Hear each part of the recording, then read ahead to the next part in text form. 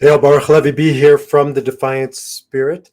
I am talking today about Enneagram 9. This is the last in our series of How Do You Know? Sort of a quick discovery tools. You don't need to pay for one. You don't need to do one of those online cheapies.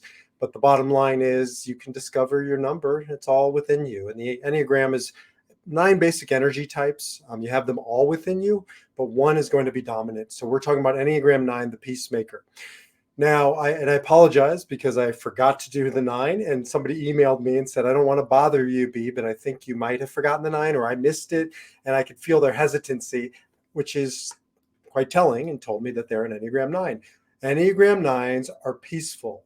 They have just a nice vibe. My daughter, one of my daughters is a 9. My sister's a 9. 20-30% of my clients are 9s. 9s just go with the flow. They're the easy Enneagram type. They've been told their whole life they're easy, which on the one hand sounds quite lovely and like a compliment. I think if you were to ask most people what they want to come back like in the next life, they're going to say Enneagram 9, the Peacemaker, or Enneagram 7, the Enthusiast. Enthusiasts have a good time, and 9s go with the flow. However, there is a downside with that, and that is that they're easy, that they go with the flow, because life is not always easy. Conflict is around us 24/7, and 9s tend to steer clear of conflict, steer clear of difficult people or situations, and that's saying it mildly, because oftentimes they'll run for the hills when it comes to facing conflict or the thought of facing conflict.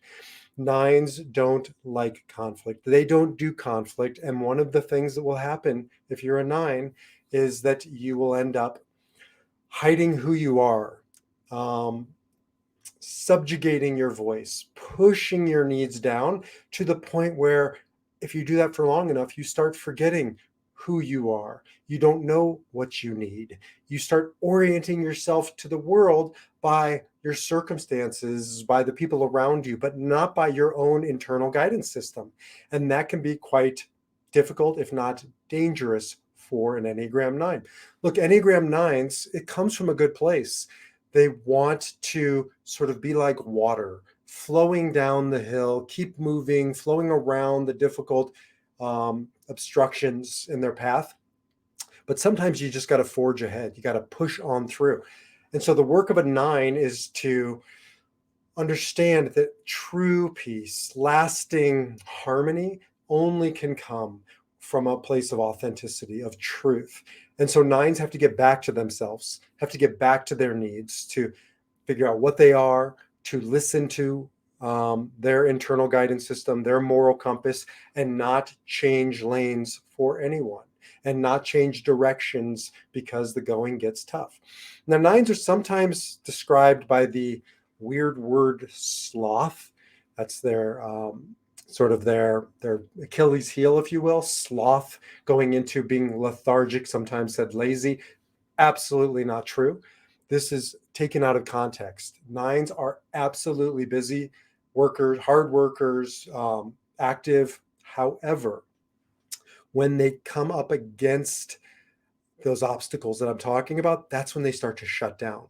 That's when they go into lethargy, into sloth-like mode around that one thing. So they may have 10 things on their list, 9 of which they plow through, and then that 10th one gets put off to the side. And that's the call they don't want to make. That's the one chore that they were supposed to do today that they actually dreaded doing. And so that gets forgotten in the process.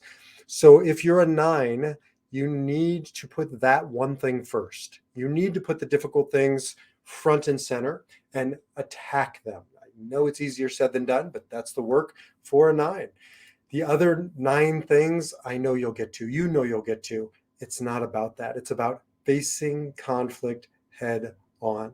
If you're an Enneagram 9, as Viktor Frankl said, make your defiant stand.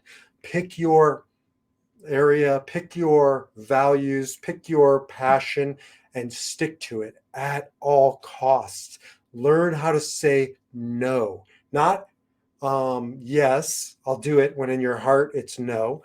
To listen to your heart and to speak the truth and make sure you're saying, not saying this, but saying this, right? Because nines will sometimes say this and inside they're saying this. Don't trust when a nine is saying yes, because oftentimes that's a way to avoid conflict.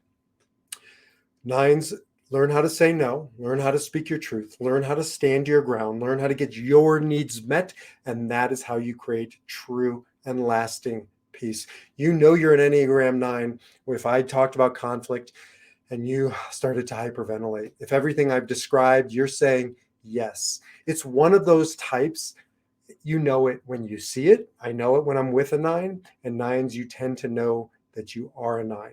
Now, you might get confused sometimes with the 6, the loyalist, because there's a line to 9 to 6 that gets confusing for you. Maybe a 5 sometimes, so more withdrawn types, but usually, and maybe a 2, the helper. I think that's probably the biggest one. 9s and 2s can get confused. But remember, the Enneagram is all about why you do what you do. 2s are helping other people because they need to be needed. They need to be in relationship. That is not a 9. Now, 9s, of course, like relationship like everybody else, but it's not a primal need. What they need to do is be away from conflict and in comfort.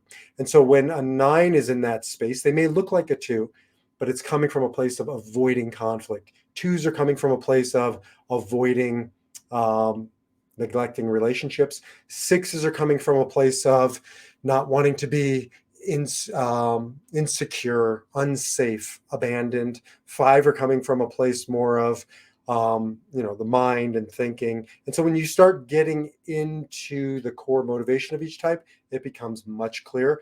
9s, the number one thing that you want to avoid in your life is conflict. And the number one thing you need to do is to take conflict head on, to transform it as a pathway to true and lasting peace. That is my final video on how you know if you're an Enneagram 1, 2, 3, 4, 5, 6, 7, 8, 9. If you missed the previous 8, jump over to defiantspirit.org where you can get all of them and much more. I would love to hear from you. Until the next time, defy your number, live your spirit.